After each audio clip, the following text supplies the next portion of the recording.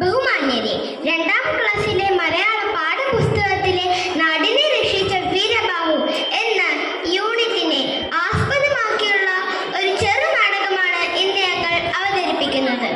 ആരോഗ്യകരമായ ജീവിതശീലങ്ങളെ മുറുകെ പിടിക്കേണ്ടതിന്റെ ആവശ്യകത ജനങ്ങളെ ബോധ്യപ്പെടുത്തുക എന്നതാണ് ഈ നാടകത്തിന്റെ ലക്ഷ്യം.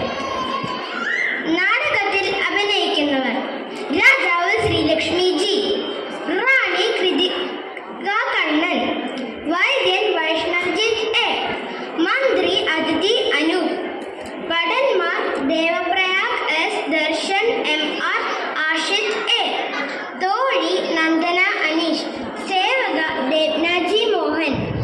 ഏവരെയും ഈ ദൃശ്യവിരുന്നിലേക്ക് സ്വാഗതം ചെയ്യുന്നു. നാടിനെ രക്ഷിച്ച വീരബാഹു. രംഗം 1. രാജകൊട്ടാരം. നീ എങ്ങോട്ട് പോവാൻ ഇതിലും വഴി പോകും വഴി പോകും.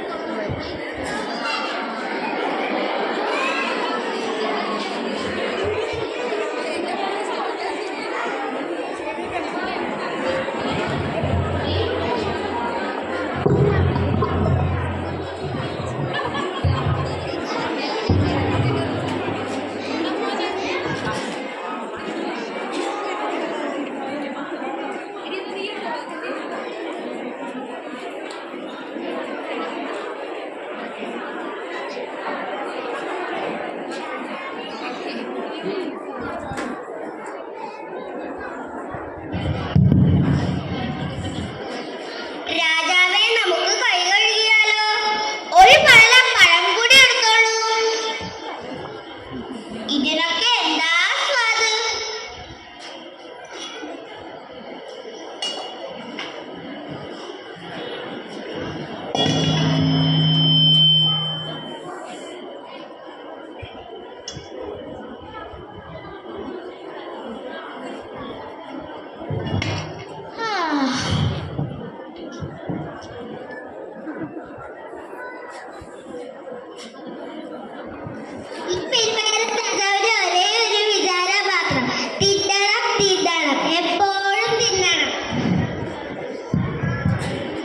പ്രജകളെ കുറിച്ച് യാതൊരു ചിന്തയുമില്ല. തന്റെ വയർ എപ്പോഴും നിറഞ്ഞിരിക്കണം. കുംഭം നിറയെ വാരി വലിച്ചു തിന്നും. കുളിയും ഉറക്കവും എല്ലാം കഷ്ടി. ഇങ്ങനെ പോയാൽ ഈ പെരുവയർ രഥവും നാട് കുടിക്കും.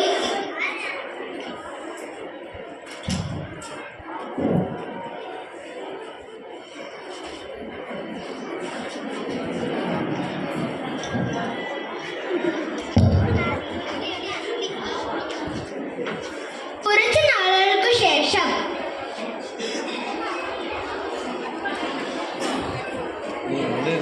മന്ത്രി: എത്ര നാളായി രാജാവ് കിടപ്പ് കിടക്കുന്നു? അദ്ദേഹത്തിന്റെ ശരീരം ചീർത്തു എന്നല്ലോ. എത്ര വൈദ്യന്മാർ വന്നു, എന്നിട്ടും ദീനത്തിനൊരു കുറവുമില്ല.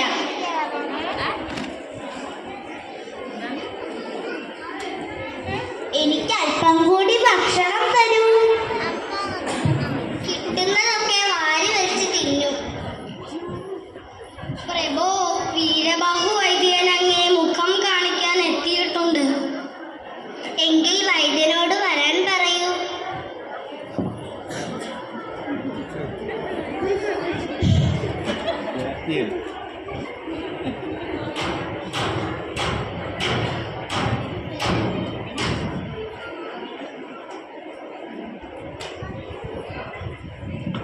രാജാവേ, ഞാൻ പറയുന്നത് പോലെ ചെയ്താൽ രോഗം പടികടക്കും. 2 നേരം കുളിക്കണം. പല്ല് നിത്യം തേച്ചിടണം. നഖങ്ങൾ വളർന്നിടുമ്പോൾ മുറിച്ചിടണം. എന്താ ചെയ്യാമോ? ആ.